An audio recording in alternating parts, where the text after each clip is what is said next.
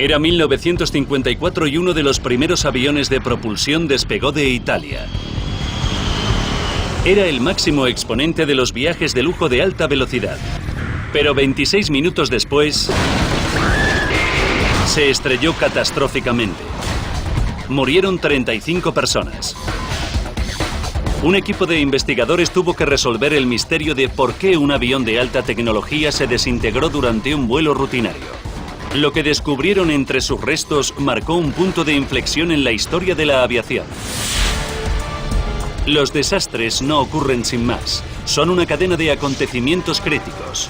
Desentrañaremos las pistas e iniciaremos la cuenta atrás hacia esos segundos catastróficos finales. Segundos catastróficos.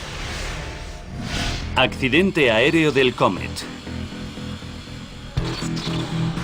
Europa, 1954. 9:30 de la mañana, domingo 10 de enero, aeropuerto de Roma.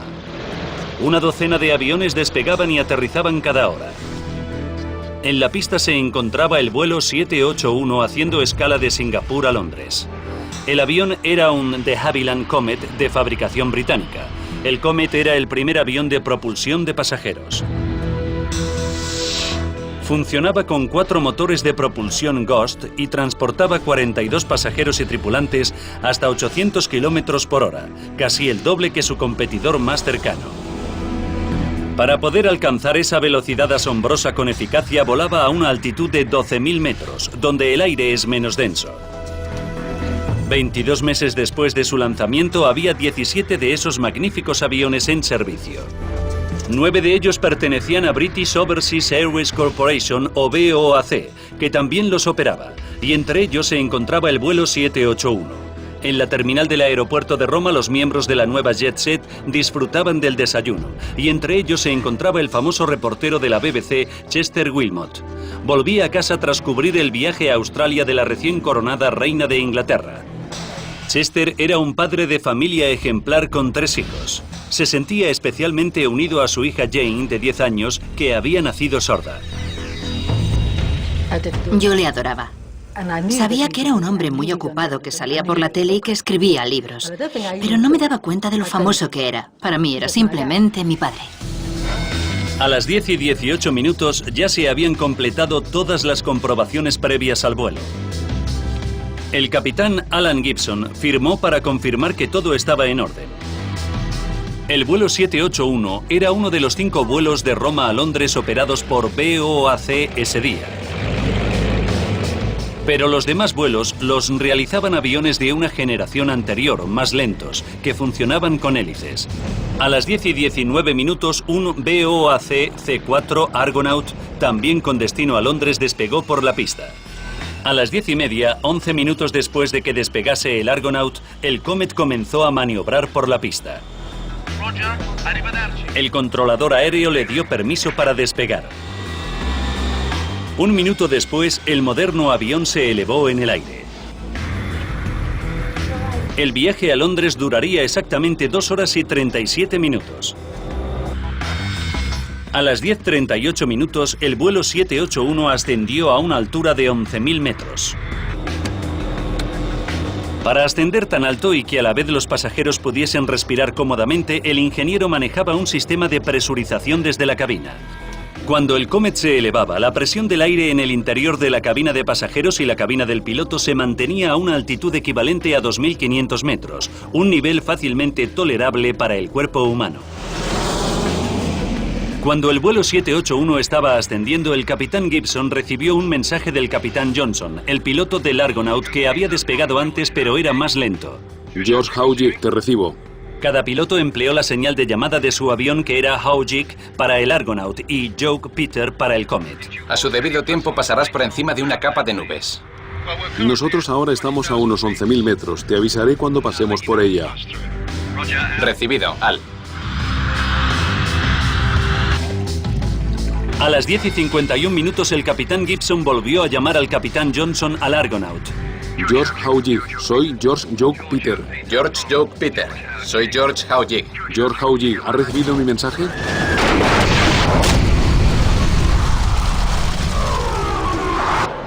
A 200 kilómetros al noroeste, en la isla de Elba, un grupo de pescadores italianos se encontraba remendando sus redes.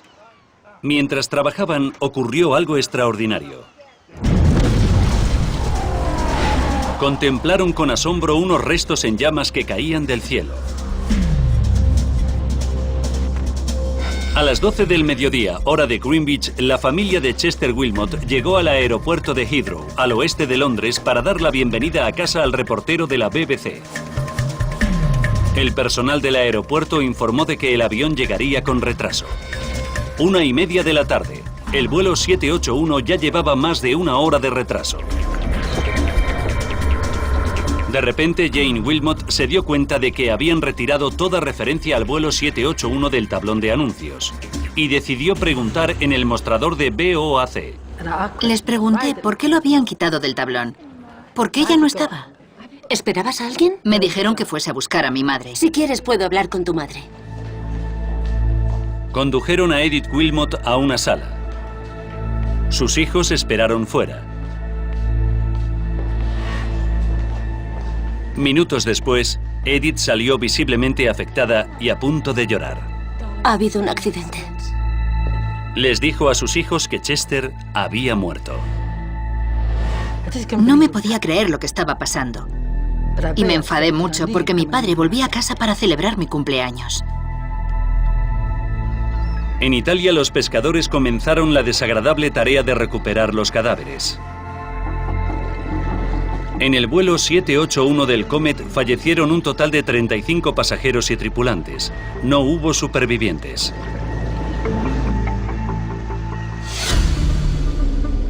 El horrible accidente copó los titulares de todo el mundo. La pregunta en la mente de todos era cómo se había podido caer del cielo el avión más avanzado de la historia de la aviación.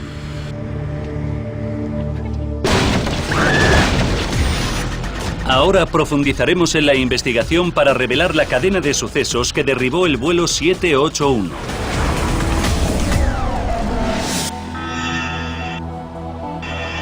Paul Whiddy es un experto en metalurgia aeronáutica que estudió el accidente del Comet durante 6 años y conoce mejor que nadie este hito en materia de seguridad aérea.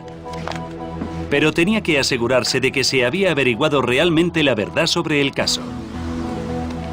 En 1954 el equipo de investigación no tenía cajas negras, ni grabadoras de datos de vuelo, ni forma de comprender lo que ocurría en el avión en el momento del accidente. Su mejor pista, el propio avión, yacía en el fondo del Mediterráneo. Sin los restos del avión, el equipo de investigación sabía que tenía que desvelar el misterio sin apenas pruebas. Los pescadores italianos proporcionaron algunas pistas. Vi una gran bola de fuego. El capitán Johnson, el piloto del Argonaut, profundizó el misterio. La comunicación por radio se interrumpió en mitad de la frase. Se cortó todo en un instante. Pero fueron las propias víctimas quienes plantearon el mayor misterio. Pocas horas después del accidente, el doctor Antonio Fornari, un patólogo italiano, examinó los cadáveres. A pesar de su considerable experiencia, el doctor Fornari halló en las lesiones de las víctimas una pauta que nunca había observado antes. Muchos cuerpos tenían el cráneo fracturado, y las lesiones eran previas al momento de su muerte. También descubrió otra pista desconcertante. Los pulmones de casi todas las víctimas estaban gravemente dañados. Muchos habían estallado como un globo. Era un caso extraño y desconcertante que le dejó perplejo. Con tan pocas pruebas, la investigación se estancó. Preocupado, el primer ministro Churchill ordenó a la Marina Real que recuperase los restos del Comet del fondo del mar. Los restos se hallaban a 120 metros de profundidad y nadie sabía exactamente dónde. El HMS Wrangler, una fragata antisubmarinos, registró un área de 260 kilómetros cuadrados. Entonces, el 12 de febrero, 33 días después del accidente, los expertos de la Armada identificaron el primer fragmento del Comet. A lo largo de las semanas siguientes, enviaron a Inglaterra pequeños restos para su análisis. Mientras tanto, en Londres, la flota de Comets estaba paralizada. BOAC sufrió una hemorragia de pérdidas de 50.000 libras semanales. Se había invertido mucho en el avión y la presión para volverlos a poner en funcionamiento era creciente. El 23 de marzo, 10 semanas después del desastre, el gobierno británico dio permiso a la aerolínea para reanudar el servicio. Fue un tremendo error.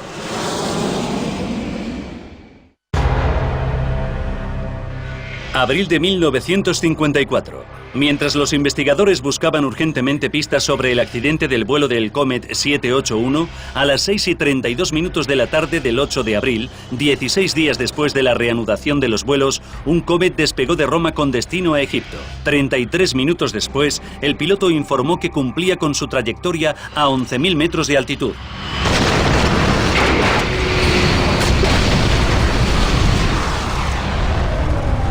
Murieron 21 personas más. Las similitudes entre ambos accidentes eran perturbadoras. Ambos aviones volaban a una altitud de unos 11.000 metros y ambos se estrellaron en el mar poco después de alcanzar esa altura. Parecía que el fallo residía en el propio avión. Churchill actuó con determinación. Nombró investigador del caso al Royal Aircraft Establishment, el mejor centro de investigación aeronáutica de Gran Bretaña. Al frente de la investigación se encontraba Sir Arnold Hall. Hall tenía una reputación impresionante. Era un erudito de Cambridge y uno de los científicos más destacados de su época. Sir Arnold Hall era un científico brillante. Era de las personas que dejaban que los hechos hablaran por sí solos y emitía juicios basados en hechos, no en opiniones. El segundo avión estrellado se hundió a 1.000 metros de profundidad y era imposible de rescatar. Pero se confiaba en que si se esclarecía la causa del accidente del vuelo 781, también se explicaría por qué se había estrellado el segundo avión. Durante los siguientes 4 meses se reconstruyeron metódicamente los restos del vuelo 781. Cuando examinaron los fragmentos, descubrieron pistas intrigantes. Trozos de moqueta, pastillas del botiquín y restos del equipaje de los pasajeros incrustados en el extremo trasero del fuselaje. Sugerían que una explosión en la parte delantera del avión había catapultado los efectos personales al fondo de la aeronave. Al mismo tiempo que el avión, las víctimas también comenzaron a proporcionar pistas. 4 de los cadáveres recuperados del segundo avión fueron trasladados a Gran Bretaña para su autopsia. El forense les encontró lesiones idénticas a las de las víctimas del vuelo 781, cráneos fracturados y pulmones reventados. Tuvo un presentimiento. El avión entero podía haber estallado como un globo. Después de todo, la presurización de la cabina diseñada para que los pasajeros respirasen cómodamente sometía el revestimiento de aluminio del Comet a una gran presión. Si se producía cualquier fallo mecánico, el avión podía reventar. Para confirmar esa teoría prepararon un experimento pionero. El equipo fabricó una maqueta de plexiglás del fuselaje que tenía el 10% de su tamaño real. La maqueta se introdujo en una cámara de presión.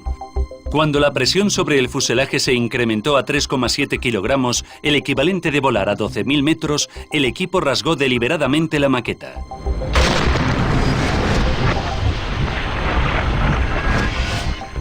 Los asientos se resquebrajaron y salieron volando por el aire.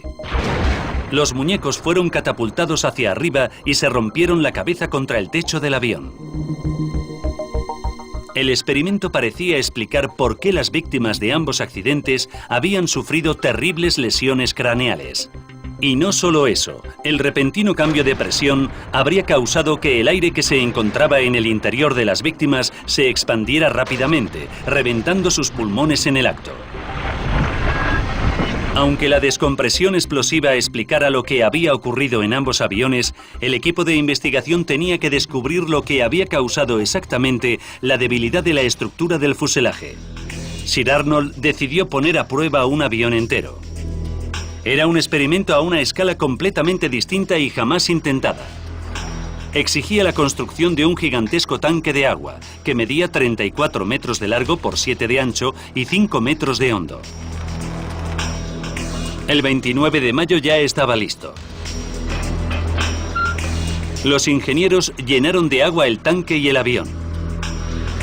Cuando estaban ambos llenos, metieron más agua en el avión y lo presurizaron como si estuviera volando. Tras 5 minutos, los ingenieros redujeron la presión.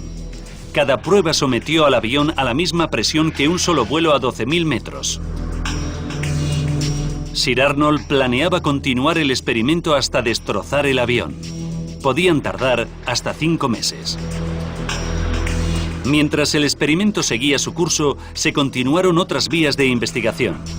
A mitad de junio, 5 meses después del accidente del vuelo 781, el equipo montó 2/3 del fuselaje rescatado del avión sobre un armazón de madera. Gracias a las brechas del metal, ya estaba claro que el avión se había despresurizado violentamente y reventado por las juntas. Siguiendo las grietas hasta donde se habían iniciado, calcularon que el fallo inicial probablemente se originó en la parte delantera del avión, en alguna parte entre la cabina de pasajeros y la cabina del piloto. Pero la causa exacta de la tragedia seguía siendo un misterio. Entonces, el 24 de junio, el equipo a cargo del tanque de agua efectuó un importante avance. Menos de un mes después del comienzo del experimento, tras el equivalente de tan solo 3.000 vuelos, el fuselaje del avión se fracturó.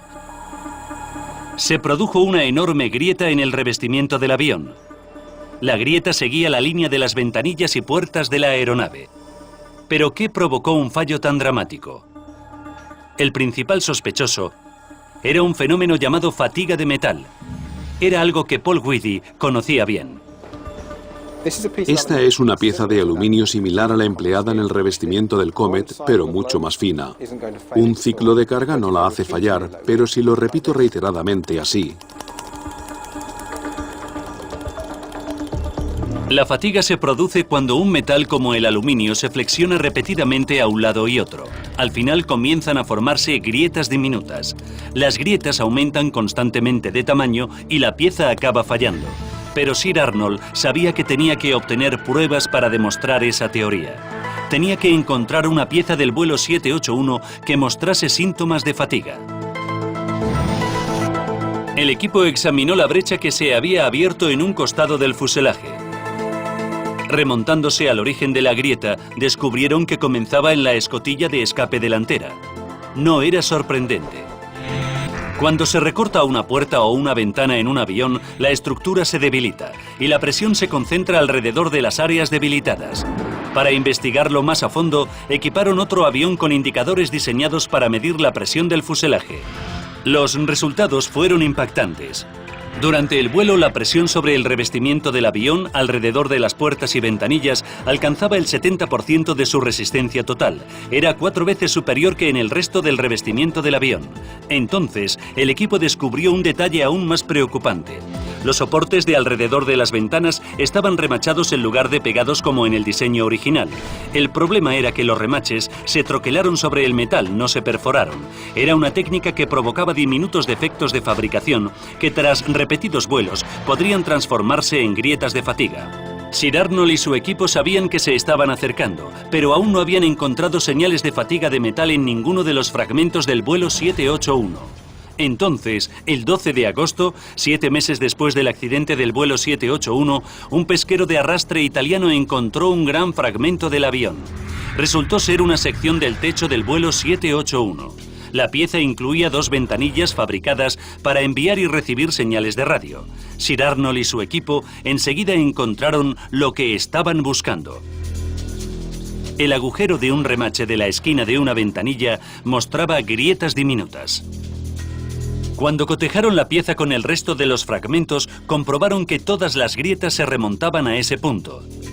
Ya tenían la prueba que faltaba. El martes 19 de octubre, tras 6 meses de laborioso trabajo, Sir Arnold Hall presentó sus hallazgos ante la comisión de investigación. Pero había un detalle que fascinó a Whitty.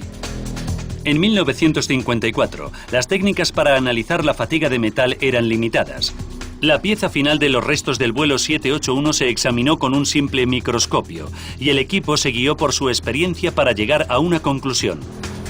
Hoy, el Museo de Ciencia de Londres conserva esa pieza crucial del avión. y Whiddy quiso volver a examinarla con tecnología del siglo XXI para confirmar si Sir Arnold tenía razón. Para examinar los daños con mayor detalle, Whiddy realizó una impresión de la zona clave con una masa a base de silicona.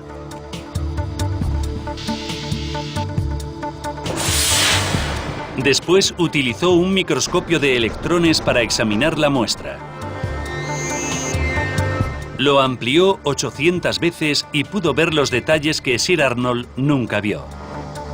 Encontró un diminuto defecto de fabricación, probablemente formado cuando el remache se troqueló en el metal. Ese defecto de fabricación fue lo que causó que esta grieta de fatiga creciese, y esta imagen demuestra que Sir Arnold y su equipo estaban en lo cierto. Respalda su teoría de que fue una grieta de fatiga lo que provocó el fallo. Más de medio siglo después de la investigación más vanguardista e innovadora de la historia de la aviación, Paul Whiddy obtuvo la prueba concluyente de que los resultados de Sir Arnold Hall eran totalmente correctos. Ahora recapitularemos los sucesos que condujeron a aquel accidente fatídico y, basándonos en las pruebas descubiertas durante la investigación, revelaremos qué fue lo que derribó realmente al vuelo 781. 10:31 del 10 de enero de 1954, 26 minutos antes del desastre. El vuelo 781 despegó del aeropuerto de Roma. Los remaches troquelados en el avión durante su fabricación crearon defectos de fábrica microscópicos. Las repetidas presurizaciones transformaron los defectos de fábrica en grietas de fatiga, que se acrecentaron con cada vuelo.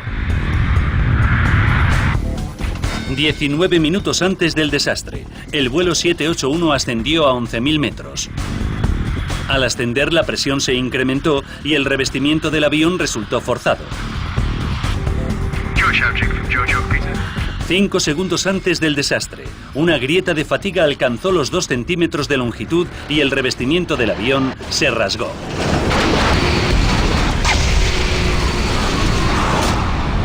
A las 10:57, los restos desintegrados del vuelo 781 se precipitaron desde el cielo. Habían muerto 35 personas.